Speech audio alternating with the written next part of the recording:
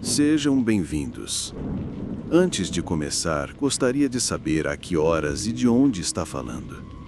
Não esqueça de deixar um like, isso ajuda demais o canal.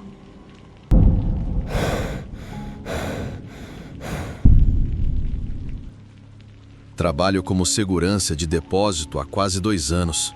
A maioria das noites são tranquilas. Só eu, o prédio vazio e, ocasionalmente, um gato de rua correndo pelo estacionamento. Não me importo com a solidão. Na verdade, prefiro assim.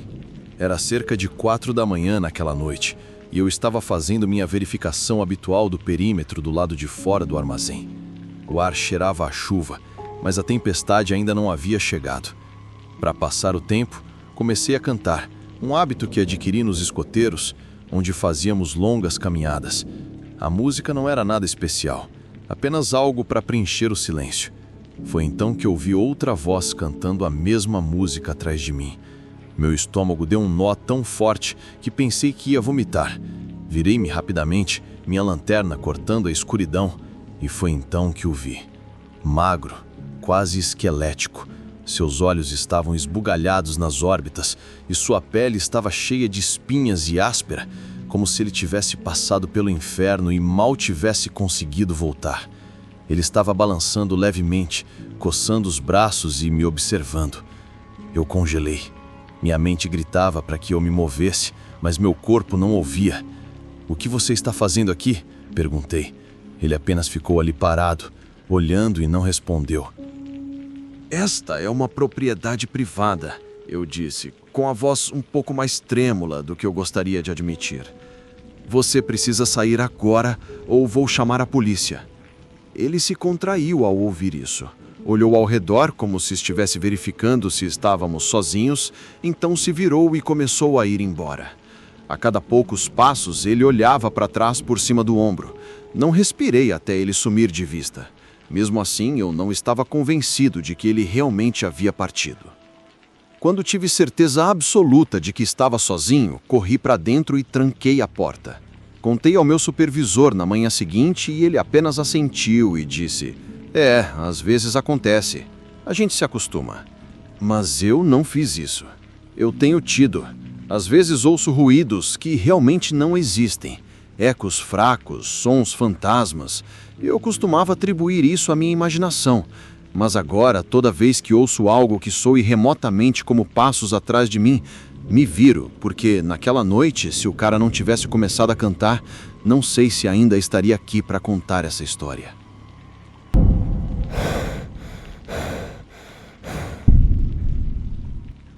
Cerca de 8 anos atrás, comecei a trabalhar na Marks & Spencer, no Reino Unido. Foi um dos meus primeiros empregos de verdade. E, honestamente, adorei a maior parte dele. O ritmo, os clientes, a camaradagem estranha que surge ao dobrar suéteres enquanto ouve os pequenos alto-falantes de música pop na loja. Não era só porque o espaço de armazenamento era mal iluminado e a escada rangia como se tivesse saído de um orfanato vitoriano. Foi a história da indução que ficou grafada na minha cabeça. Cada local de trabalho parece ter a sua. E um dia, Carol me disse, com muita indiferença: a propósito, a cela é mal assombrada. Aposto que você não consegue fazer uma corrida completa sem gritar amor." Ela me deu uma piscadela e um sorriso irônico, como se fosse parte da brincadeira de integração. Naturalmente, revirei os olhos. Não acredito em fantasmas. Na época, atribuí isso ao tipo de piada que os funcionários mais antigos contam aos novos contratados. Mas depois de uns 7 meses no emprego, algo estranho aconteceu. Era uma noite sem movimento e me pediram para repor alguns produtos secos, como biscoitos, sopa enlatada e ingredientes para panificação. A maior parte estava guardada no porão inferior, não na área de armazenamento principal, atrás do andar de vendas, mas no porão embaixo da loja, que se acessava por uma pesada porta de aço e uma escada estreita. Era uma daquelas tarefas que podiam levar uma boa meia hora, às vezes mais, se os itens estivessem enterrados atrás do excesso de estoque sazonal. Não fiquei muito feliz, mas peguei o scanner e meu celular, desci e decidi tornar a situação suportável tocando música enquanto trabalhava. Encontrei uma prateleira vazia, coloquei meu telefone de lado e deixei minha playlist tocar alto. As paredes eram de concreto e o ar estava sempre alguns graus mais frios do que no resto da loja. Não dava para ouvir muita coisa lá dentro. Parecia um túmulo. Depois de uns 10 minutos, algo se moveu. Eu estava na metade da varredura das caixas de farinha quando vi um lampejo de movimento na extremidade oposta do porão, na área que costumávamos armazenar manequins e revistas promocionais sem uso. Congelei. Era apenas um movimento periférico, como alguém pisando rapidamente atrás de uma prateleira. Estava silencioso. Mas então, a luz automática bem no fundo ligou. E isso só acontece quando há movimento. Disse a mim mesmo que devia estar com defeito, ou talvez uma caixa tivesse escorregado e seu peso tivesse se deslocado. Sou um cara racional, então voltei ao trabalho. Mas então a luz se apagou, e a que estava um pouco mais perto de mim acendeu. Eu não estava me movendo. Eu não tinha pisado em nenhum lugar perto da zona do sensor. Ela estava acesa, como se alguém ou algo se aproximasse lentamente de mim no escuro, acendendo a luz em um ponto de cada vez. Eu deveria ter subido as escadas. Deveria ter ligado para alguém pelo rádio ou simplesmente dito que se danem os biscoitos e ido embora. Mas em vez disso, como um idiota saído de um filme de terror, peguei meu celular, liguei a lanterna e me arrastei para os fundos. Talvez eu precisasse provar a mim mesmo que era só minha imaginação. Os manequins ainda estavam lá, meio cobertos por lençóis velhos, alguns de pé, outros encostados nas paredes. Seus olhos sem vida captaram o facho do meu celular e o refletiram de volta com um brilho opaco e sem alma. Avistando um único braço de manequim no chão, provavelmente de uma vitrine que havia sido desmontada e nunca guardada completamente, peguei-o e sussurrei: "Bem, pelo menos estou armado, porque humor é como eu lido com o medo." E eu ri sozinho no porão. Foi aí que a música parou. As luzes acima da área de estoque onde eu tinha acabado de estar foram apagadas e em um instante meu celular, que estava no Spotify no último volume, agora mostrava o aplicativo de música congelado e sem resposta. Não havia nenhum som, nem mesmo a ventilação de baixo risco. Foi quando eu fugi. Fui direto para o elevador de serviço dos fundos, apertei o botão com o polegar repetidamente até as portas se abrirem e subi para a seção de alimentos refrigerados sem olhar para trás. Devo ter parecido pálido como leite, porque a gerente de turno perguntou se eu estava bem e contei a ela o que aconteceu. Ela riu. Achou que eu estava entediado e inventando a história de fantasmas para rir. Até que, alguns dias depois, quando nosso gerente de linha foi lá para verificar o estoque e voltou um pouco abalado. Ele disse que tinha ouvido sussurros nos fundos e que uma pilha de bandejas tinha caído sem motivo, quase o atingindo. Depois disso, a piada parou. Mas ninguém investigou. Nenhuma luz foi consertada. Nenhum eletricista foi chamado. Foi tudo atribuído a problemas elétricos e esquecido. Nunca mais voltei lá sozinho. A única vez que precisei recuperar meu telefone, que havia deixado lá em pânico, foi só porque um ex-colega de trabalho do exército grisalho se ofereceu para ir comigo. Ele brincou o tempo todo, mas até ele ficava olhando por cima do ombro. Eu ainda não acredito em fantasmas, mas acredito que aquele lugar parecia errado. E há outros lugares como este, sem dúvida. E da próxima vez que alguém lhe contar a história de fantasmas da Núbia, talvez seja sensato acreditar. Talvez só um pouquinho.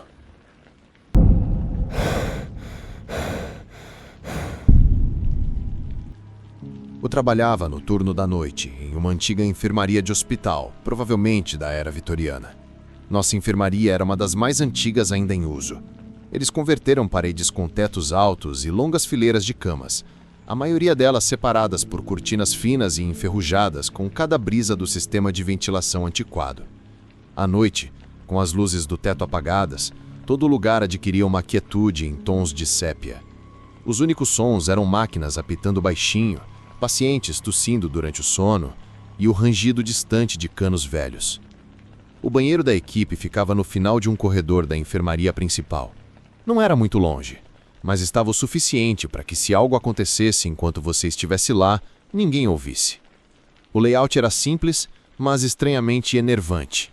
Quando você entrava, bem na minha frente, havia 2 pias de cerâmica antigas. À esquerda, com as toalhas de papel e um espelho. E à direita, 2 cubículos de banheiro. Entre as pias e os cubículos, havia uma área recuada que antes tinha uma porta. Ela havia sido removida ou quebrada há muito tempo. Era o armário de armazenamento. Nunca era trancado, nunca era usado, e a luz lá dentro nunca funcionava.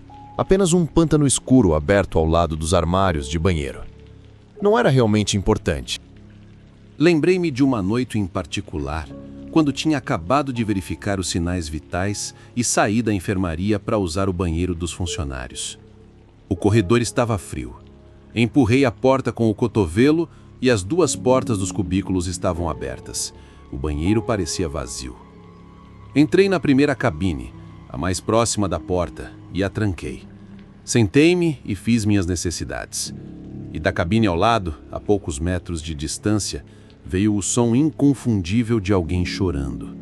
Não alto, não performático, apenas um soluço suave e sufocado. Uma voz de mulher. Dor. Eu congelei. Por alguns segundos tentei racionalizar. Talvez outra enfermeira tivesse entrado enquanto eu não estava prestando atenção. Talvez um paciente tivesse entrado sem querer. Mas o choro continuou suave, constante e de cortar o coração. Eu mal tive coragem de me mexer. Mas, eventualmente, meu medo superou minha curiosidade. Terminei o mais rápido que pude e saí da cabine. E os soluços pararam no instante em que girei a trava. A porta do outro cubículo ainda estava aberta e vazia. Não havia ninguém lá. Nenhum sinal de que alguém tivesse estado lá. Meu coração começou a bater forte de um jeito que eu não sentia desde os pesadelos da infância. Olhei para o armário de armazenamento aberto por reflexo, mas também não havia nada lá. Apenas peguei algumas toalhas de papel com as mãos trêmulas. Me sequei e saí do banheiro sem nem olhar no espelho. Não relatei. O que eu poderia dizer? Um fantasma chorando no vaso sanitário? Eles ririam ou pensariam que eu estava esgotada. Mas aquele não foi meu primeiro contato com o que quer que assombrasse a enfermaria. Meu primeiro plantão noturno naquele andar foi meses antes. Eu ainda era novata, me adaptando ao ritmo do hospital noturno. Minha parceira naquela noite era uma enfermeira veterana chamada Margaret. Ela tinha arrumado cadeiras no fundo da enfermaria, perto do posto de enfermagem, para que pudéssemos ver toda a extensão das camas. Eram cerca de 2 da manhã e ela estava lendo alguns prontuários de pacientes quando murmurou sem olhar para cima. Passos estão aqui de novo. O que você quer dizer? Perguntei. Nesse momento, nós 2 os ouvimos claros como o dia. Passos suaves e lentos descendo a enfermaria, vindos do outro lado onde a cama vazia estava no escuro. Eles estavam vindo em nossa direção. Passos no ladrilho, um após o outro, absolutamente inconfundíveis. Nós 2 ficamos parados enquanto o caminhante invisível se aproximava. E então, começou de novo, voltando pela enfermaria na direção oposta. Margaret não olhou para cima. Ela apenas virou outra página. A gente se acostuma. Eu não respondi. Eu não sabia o que dizer. Ao longo dos meses em que trabalhei naquela enfermaria, passei a temer os corredores vazios, o espelho no banheiro da equipe e o eco de passos em quartos silenciosos. Nunca mais usei aquele cubículo específico, nenhuma vez. Nunca mais vi a mulher que chorava. Nunca vi a que andava pelos corredores à noite. Mas senti isso mais de uma vez durante as verificações de leitos. Uma lufada de ar atrás de mim, como se alguém tivesse passado muito perto em um corredor vazio. Eu ouvia sons fracos em quartos não utilizados. Eu me sentia vigiado. Hospitais são cheios de vida e morte e tudo mais. Talvez às vezes algo seja deixado para trás e as pessoas não saibam que podem seguir em frente.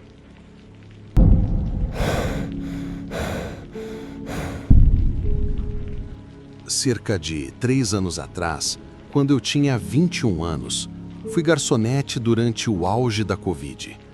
Esse foi meu primeiro emprego, e me lembro de estar tão animada para começar o mais rápido possível. Depois que todo o meu treinamento terminou e eu obtive minhas certificações, fui colocada no turno de fechamento. Fechávamos às 22 horas todas as noites.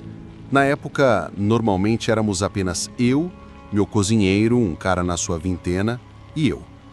Raramente havia outra garçonete comigo. E eu gostava assim.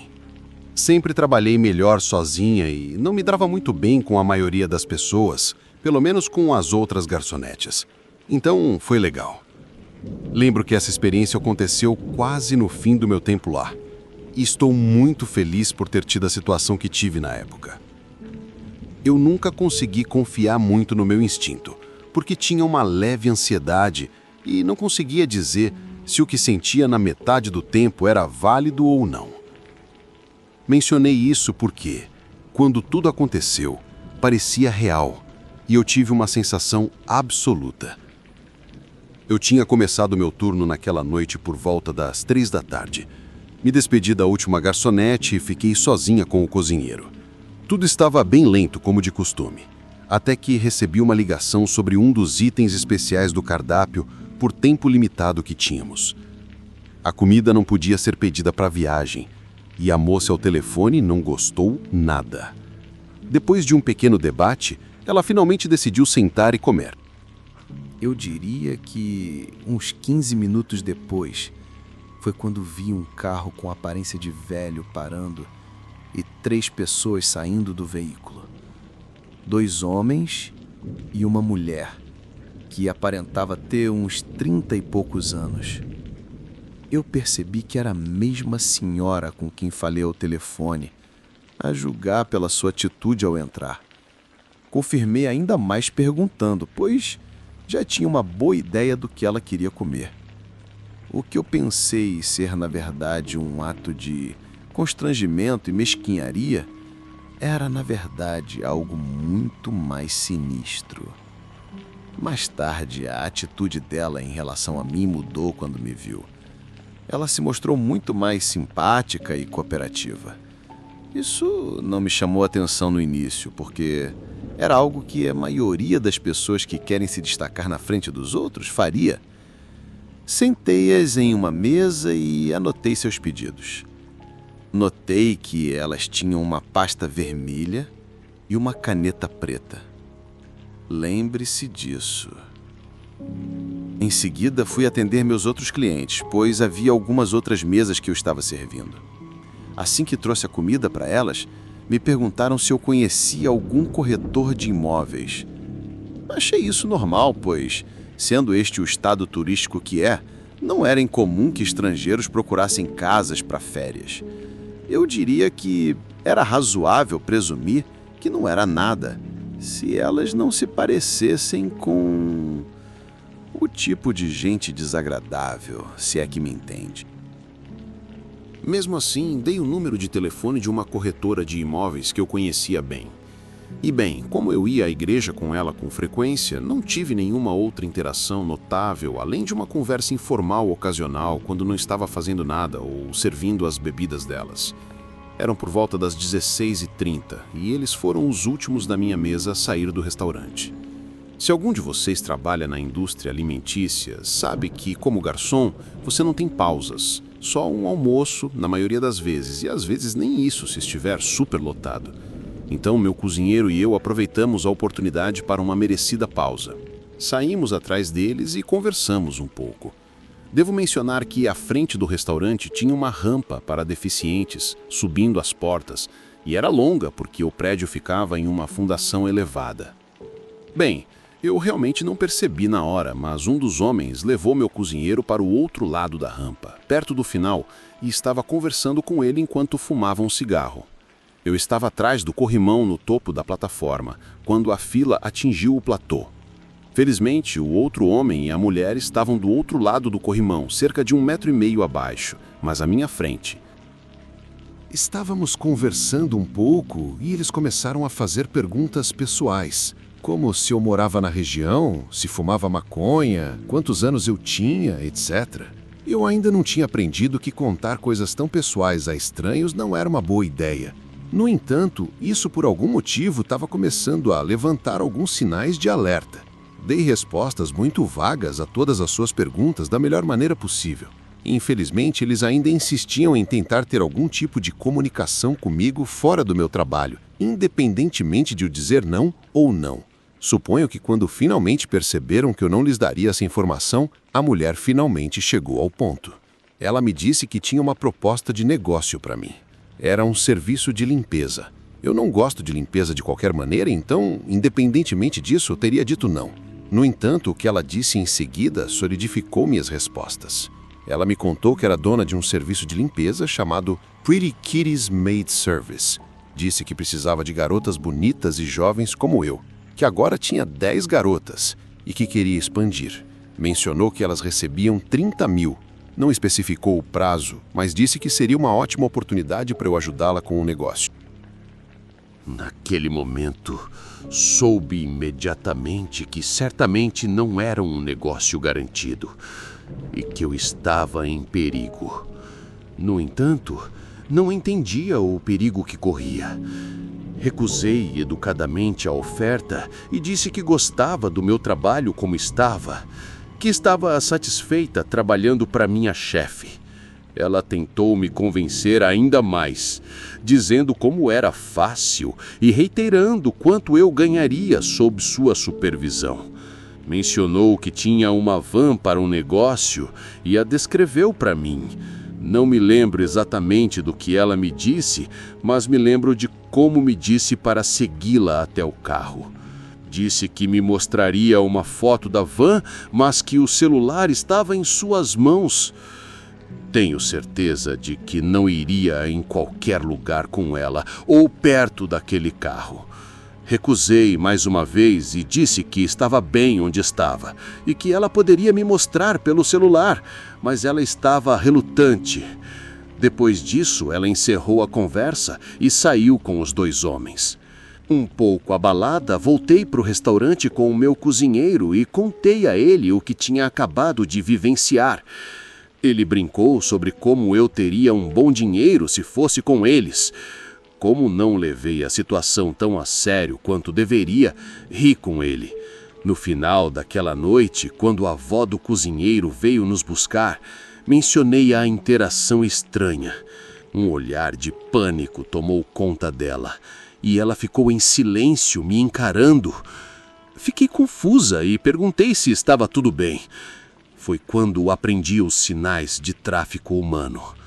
Ela me contou que eu quase tinha sido traficada e que tive muita sorte de não ter sido levada. Meu estômago embrulhou e comecei a entrar em pânico ao perceber o quanto eu estava em perigo. Nada realmente aconteceu depois disso, exceto o fichário vermelho e a caneta preta que eu disse para você lembrar. Eu fui trabalhar no dia seguinte e um cliente entrou. Normalmente, na minha parte da cidade, poucas pessoas gostam de sentar e relaxar um pouco. Elas vão lá principalmente para comer e ir embora, já que não era exatamente um café. Bem, coloquei meu avental e sentei esse senhor. Ele estava bem vestido, não de terno e gravata, mas bem vestido. Ele entrou sozinho. Sentei-o em uma única mesa e anotei seu pedido de um único café. Ele tinha uma pasta vermelha e uma caneta preta com ele. Eu nem percebi, até que meu cozinheiro da noite anterior me lembrou disso. Fiquei tão chocado com o fato e me perturbou ainda mais que ele tenha ficado sentado lá por 3 horas, me observando enquanto eu atendia minhas mesas. Eu ficava perguntando se ele precisava de mais alguma coisa, e ele me perguntou se as pessoas nunca simplesmente sentavam e relaxavam tomando café. Eu meio que dei de ombros e disse que não. Bem, isso pode ser uma surpresa para alguns de vocês, mas os garçons, acreditem ou não, ouvem algumas de suas conversas. E eu tive sorte dessa vez. Lembro-me especificamente dele falando ao telefone sobre finanças e como precisava encontrar outra casa. Ele falou sobre a mudança de dinheiro e como ia pagar as meninas naquela noite. Corri para o fundo da cozinha e contei ao cozinheiro. Felizmente, ele saiu comigo para ajudar os entregadores a pegar os pratos, a fim de despistar o cara. Funcionou. Ele acabou indo embora logo depois disso e não vi nem ouvi mais nada desde então. Mas vou te dizer, fiquei muito mais alerta desde então. E não consegui denunciar o carro porque ele estava virado para a câmera do prédio e não conseguíamos ver as placas. Contei ao meu gerente e ele nunca permitiu que nenhum funcionário saísse do prédio sem que alguém os acompanhasse. Avisei toda a equipe sobre o ocorrido, pois não queria que nenhum deles se machucasse. Usei essa história como uma forma de dizer às outras pessoas para, por favor, ficarem seguras e atentas ao que acontece ao seu redor. Não pensei que isso pudesse acontecer comigo, mas pode acontecer com qualquer um.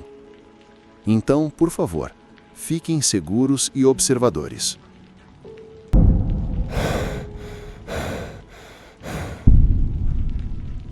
Eu costumava trabalhar à noite para uma pequena empresa de segurança que tinha acabado de começar no Vale.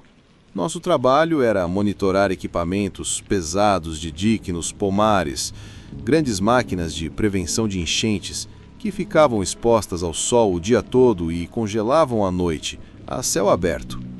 Eles não me deram rádio, nem arma, nem massa, nem mesmo uma lanterna de verdade. Meu telefone não tinha serviço um ano tão longe, então, se algo desse errado, o socorro mais próximo ficava pelo menos meia hora, se não mais distante. Eu não estava lá para confrontar ninguém, apenas para observar e relatar. Eu era um espantalho com uma prancheta. O lugar em que me sentia confortável era num trecho remoto de dique, cercado por fileiras intermináveis de amendoeiras. Havia uma estrada de terra para entrar e outra para sair. Era só isso. Se alguém quisesse me pegar de surpresa, teria que caminhar quilômetros por arbustos mortos ou por campos congelados e dirigir pela estrada. E eu veria seus faróis a 1 quilômetro de distância.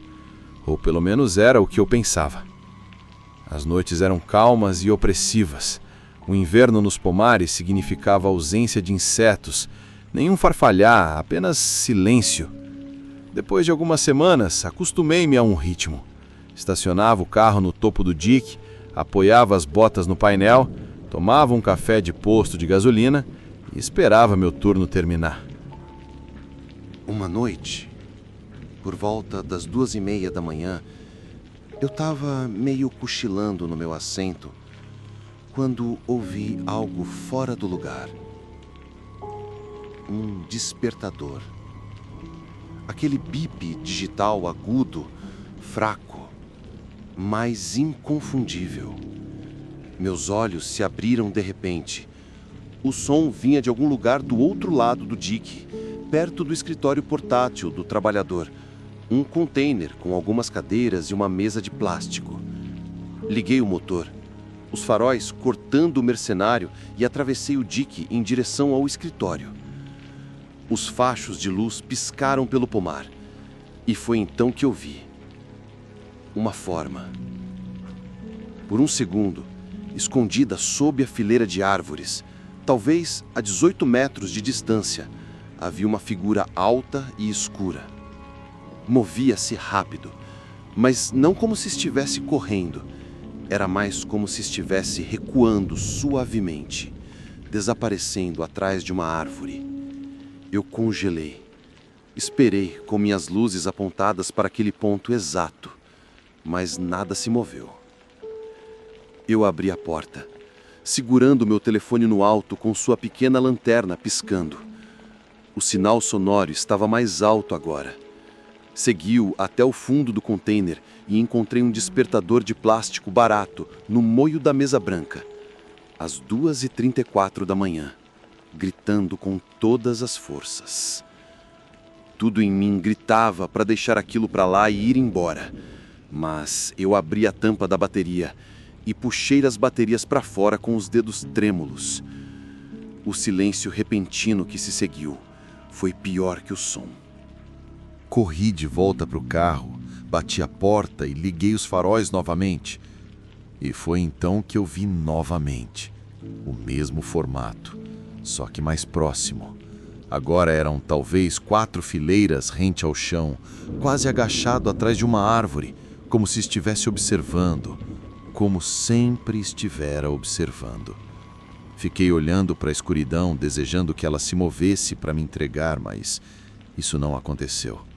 Ficou ali mesmo, uma silhueta vaga no escuro, vislumbre de uma postura muito longa e errada. Um pensamento doentio floresceu no fundo da minha cabeça. E se não for o único? E se essa coisa for apenas uma isca?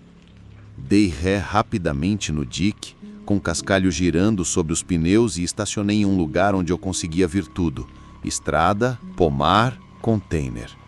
Desliguei o motor e fiquei sentado por 3 horas e meia. Nunca me senti tão exposto. Era como se o próprio silêncio tivesse dentes. Como se as árvores não fossem apenas árvores, mas uma cortina para algo que a esperava. Na verdade, eu me peguei torcendo para que algo surgisse das árvores só para quebrar a atenção. Algo que gritasse para mim e tornasse tudo real.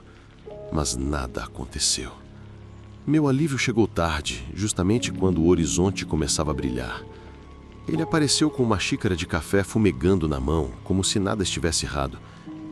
Contei a ele uma breve versão do que aconteceu e juntos caminhamos de volta ao local onde eu tinha visto a forma. Examinamos a área e, com certeza, havia pegadas. Pegadas enormes, muito maiores que as minhas, enterradas profundamente na terra. Elas andavam de um lado para o outro em um corredor estreito entre as árvores. O príncipe seguiu em direção ao escritório portátil e então parou abruptamente. Nenhuma pegada, nenhum rastro de carro, simplesmente sumiu. Foi como se alguém tivesse aparecido do nada, andado em círculos por um tempo e então saído completamente. Nós relatamos isso ao chefe e a resposta dele provavelmente foi apenas uma brincadeira dos caras da construção. Não se preocupe com isso. Apresentei minha demissão mais tarde naquela semana. Não sei o que estava lá fora naquela noite. Não quero saber. Mas nunca mais quis estar lá.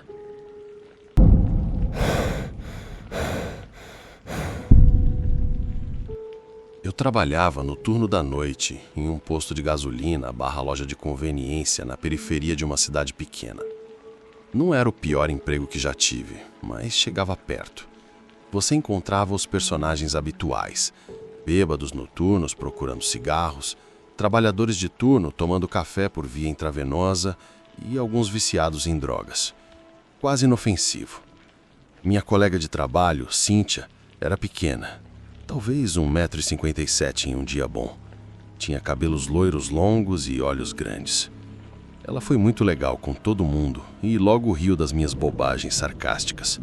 O trabalho, pelo menos, era menos chato quando podíamos fazer piadas e tentar se superar uns aos outros com as músicas mais idiotas que conseguíamos encontrar no rádio. Eu sou construída de forma diferente. Ombros largos, estrutura robusta, cabelo raspado e um físico de jogadora de futebol em uma mulher. Não foi intencional, foi só como eu me tornei. Meu toque faz com que cabelos longos sejam um pesadelo, então sempre os prendo rente. E aprendi que as pessoas não mexem com você quando parece que você pode jogá-las através de uma parede de gesso. Mas então apareceu o cara no trailer.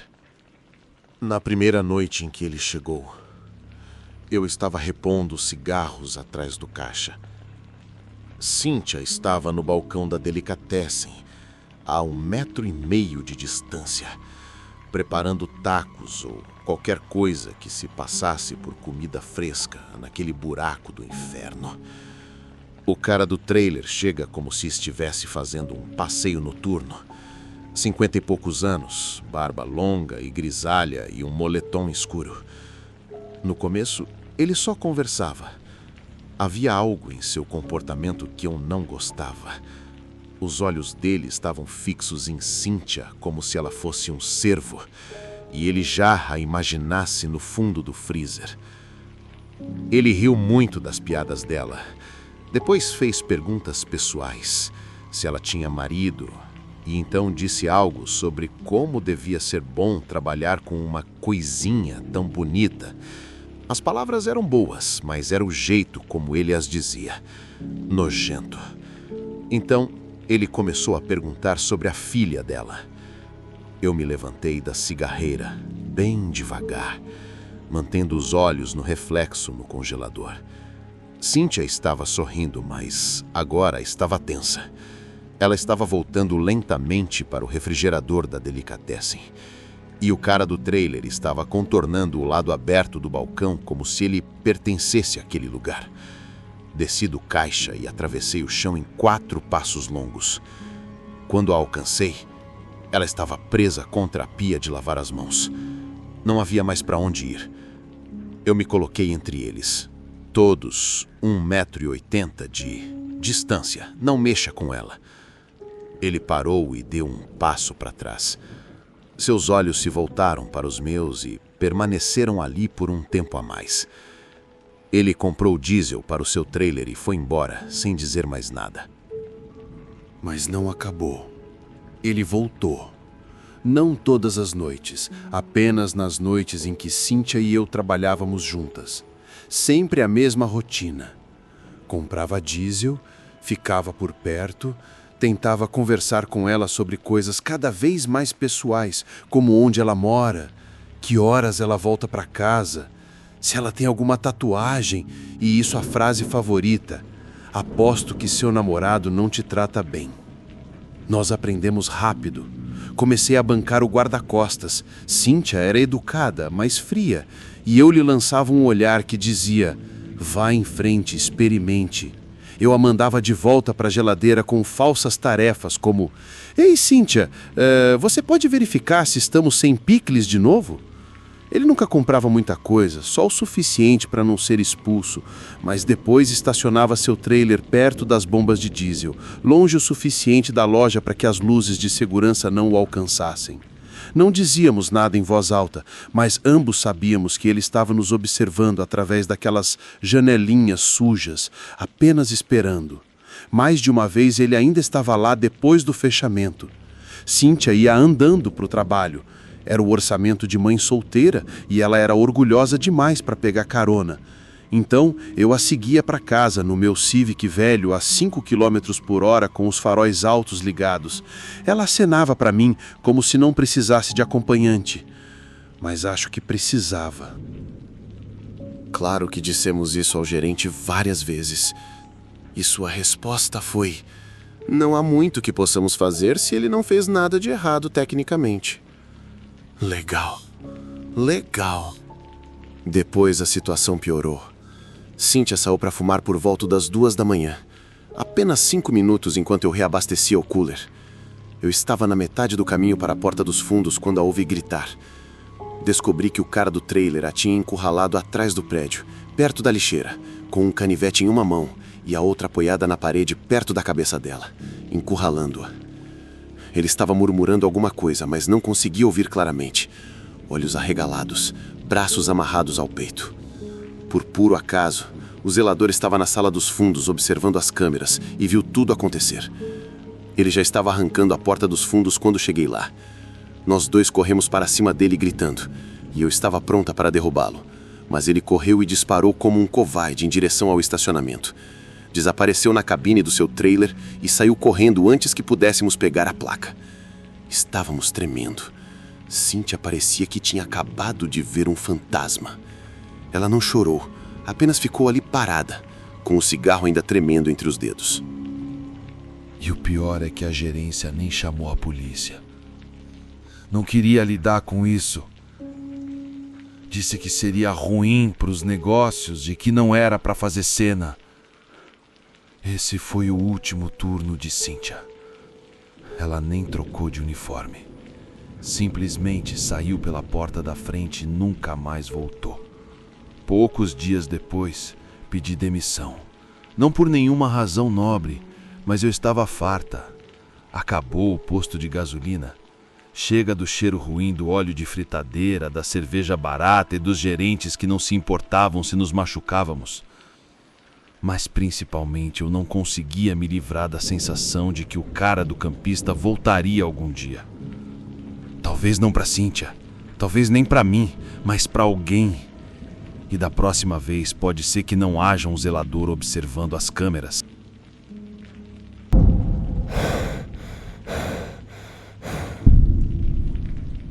Eu trabalhava no turno da noite em um programa residencial para adolescentes em uma pequena cidade da Nova Inglaterra. O prédio onde as meninas foram alojadas foi doado pela cidade décadas atrás. Uma grande casa histórica do século XIX. Elas eram lindas durante o dia, pitorescas, quase encantadoras. Mas à noite, havia uma mudança sutil naquelas casas, especialmente naquela em que eu trabalhava. Meu turno era das 23 às 7 da manhã, 5 noites por semana. As meninas já estavam na cama quando eu chegava, e minha principal função era ficar acordado, fazer verificações a cada hora com uma lanterna e lidar com qualquer perturbação. Crises de choro, pesadelos, idas ao banheiro e ataques de pânico ocasionais. Nada muito dramático na maior parte do tempo. Mas a casa tinha uma presença. Não foi algo que notei imediatamente. No começo, eu associava isso aos rangidos e gemidos habituais de uma casa velha se acomodando à noite. Canos tilintando, vento sussurrando através de armações rachadas, tábuas do assoalho expandindo e encolhendo com o frio. Mas havia uma parte da casa que sempre me deixava nervoso. No fundo do segundo corredor, depois do quarto com o papel de parede floral descascando e a velha cômoda de madeira que ninguém mais usava, havia um único quarto enfiado no canto. Era um pouco menor que os outros, um pouco mais escuro. Era preciso virar uma esquina para ver a porta, o que fazia com que ela parecesse que não pertencia àquele lugar.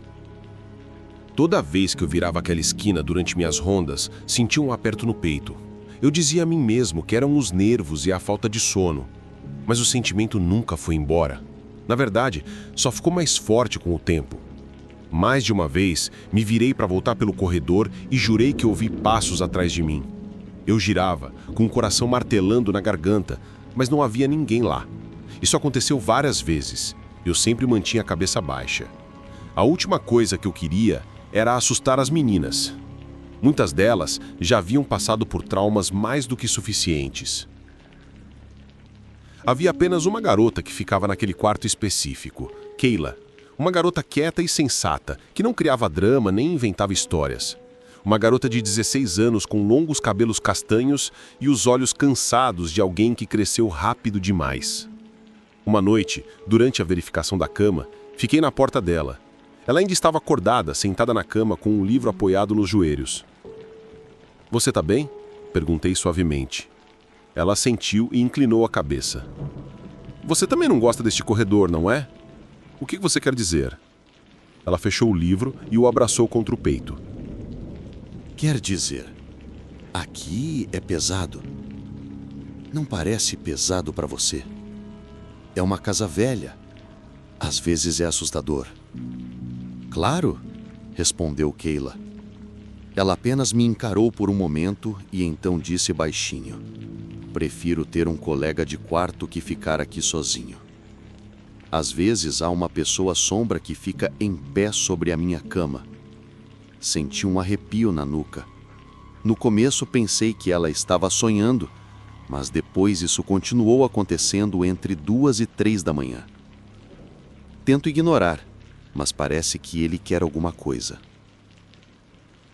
Eu não sabia o que dizer para Kayla.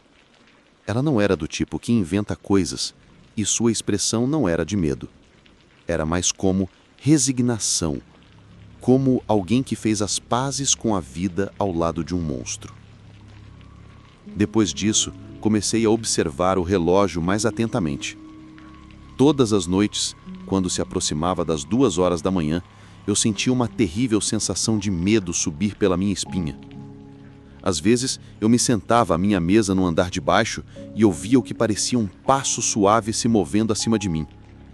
Passos arrastados, sempre terminando bem perto do local onde ficava o quarto de Kayla. Outras vezes, eu estava no meio de uma verificação da cama quando as luzes do corredor diminuíram por um segundo, o suficiente para eu perceber, o suficiente para fazer minha respiração falhar. Quando ouvi um sussurro atrás da porta, ele parou. Relatei o barulho, os sentimentos, as luzes piscando. A manutenção deu de ombros. Os outros funcionários me deram sorrisos cúmplices, mas não ofereceram muita ajuda. Por fim, um dos trabalhadores mais velhos me puxou de lado e disse: Aquela casa tem história. Algumas meninas relataram ter visto coisas ao longo dos anos. Mas se fizermos um grande alarido sobre isso, a cidade pode cortar o financiamento. Perguntei a ela que tipo de coisas. Figuras nos quartos das meninas, observando-as dormir, movendo-se através das paredes. Supostamente a casa das crianças do outro lado da rua, onde as crianças menores eram colocadas, era ainda pior. A equipe tinha visto coisas nas câmeras de segurança. Formas paradas aos pés das camas, capturadas na visão noturna granulada, que desapareciam quando alguém verificava, mas as imagens sempre desapareciam misteriosamente antes que alguém pudesse investigar. Tentamos manter a calma. Nunca falávamos sobre isso na frente das meninas, mas eu era o único que às vezes corria para verificar a cama, com a lanterna tremendo na mão e o estômago embrulhado de inquietação. Depois de um ano, deixei o emprego. Ficou demais.